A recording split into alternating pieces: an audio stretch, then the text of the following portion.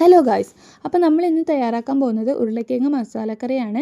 അപ്പോൾ ചിക്കൻ കറിയുടെ അതേ ടേസ്റ്റിൽ എങ്ങനെയാണ് ഉരുളക്കിഴങ്ങ് മസാലക്കറി തയ്യാറാക്കുന്നതെന്ന് നോക്കാം. അതിനായിട്ട് ഞാൻ 2 ഉരുളക്കിഴങ്ങ് തോലൊക്കെ പൊളിച്ചിട്ട് വേവിക്കാൻ വെച്ചിട്ടുണ്ട്.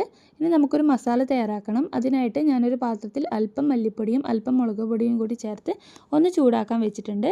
അതിനുശേഷം നമുക്ക് കറി ഉണ്ടാക്കാൻ തുടങ്ങാം. അതിനായിട്ട് വേറൊരു പാത്രത്തിൽ അല്പം വെളിച്ചെണ്ണ ഒഴിച്ച് ചൂടാക്കാം. ഇനി ഇതിലേക്ക് നമ്മൾ കട്ട് ചെയ്ത് വെച്ചിരിക്കുന്ന ഉള്ളി ചേർത്ത് കൊടുക്കാം.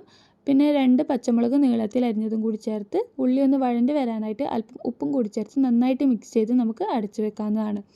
അതിനുശേഷം നമുക്കിത് തുറന്നിട്ട് ഇഞ്ചി വെളുത്തുള്ളി ചതച്ചതും കൂടി ഇതിൽ ചേർത്ത് നന്നായിട്ട് മിക്സ് ചെയ്ത് കൊടുത്ത് വീണ്ടും നമുക്കിതൊന്ന് അടച്ചു വെക്കാം. അപ്പോഴേക്കും നമ്മൾ വേവിക്കാൻ വെച്ചിരിക്കുന്ന ഉരുളക്കിഴങ്ങ് ഇവിടെ വെന്ത് വന്നിട്ടുണ്ട്. ഇനി നമുക്ക് ഇതിലേക്ക് അല്പം തക്കാളി കൂടി ചേർത്ത് നന്നായി ഉടച്ച് ഒന്ന് അടച്ചു വെച്ച് വേവിച്ചെടുക്കാം. അപ്പോൾ നമ്മുടെ തക്കാളി ഇവിടെ വെന്ത് വന്നിട്ടുണ്ട്. ഇനി ഇതിലേക്ക് അല്പം മഞ്ഞൾപ്പൊടിയും നമ്മൾ നേരത്തെ ചൂടാക്കി വെച്ചിരിക്കുന്ന മസാലപ്പൊടികളും കൂടി ചേർത്ത് ഒന്ന് മിക്സ് ചെയ്തെടുക്കാം. അതിനുശേഷം നമുക്ക് വേവിച്ച് വെച്ചിരിക്കുന്ന ഉരുളക്കിഴങ്ങും കൂടി ഇതിലേക്ക് ചേർത്ത് നന്നായിട്ടൊന്ന് മിക്സ് ചെയ്തെടുക്കാം. അപ്പോൾ നമ്മുടെ മസാലയും ഉരുളക്കിഴങ്ങും ഇവിടെ നന്നായിട്ട് യോജിച്ച് വന്നിട്ടുണ്ട്. ഇനി അല്പം കുരുമുളക് കൂടി ചേർത്ത് കൊടുക്കാം. ഇനി ഇതിലേക്ക് ആവശ്യത്തിന് വെള്ളം ഒഴിച്ച് കൊടുക്കാം. ഞാൻ ഇതിലേക്ക് ചൂടുവെള്ളമാണ് ഒഴിച്ചു കൊടുക്കുന്നത്. പിന്നെ ആവശ്യത്തിന് ഉപ്പും കൂടി ചേർത്ത് ഒന്ന് മാറ്റി വെക്കാവുന്നതാണ്. അപ്പോൾ ഇനി ഇതിലേക്ക് നമുക്ക് വറവ് തയ്യാറാക്കണം. അതിനായിട്ട് വേറൊരു പാത്രത്തിൽ ഞാൻ അല്പം വെളിച്ചെണ്ണ ഒഴിച്ച് ചൂടാക്കാൻ വെച്ചു.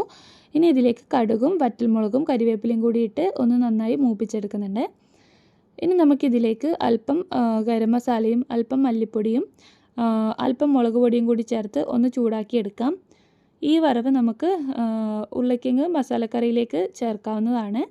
അപ്പോൾ നമ്മുടെ ഉരുളക്കിഴങ്ങ് മസാലക്കറി ഇവിടെ റെഡി ആയിട്ടുണ്ട്. ഇനി കറി ഒന്ന് തിളച്ച് വന്നതിന് ശേഷം നമുക്കിത് മാറ്റി വെക്കാവുന്നതാണ്.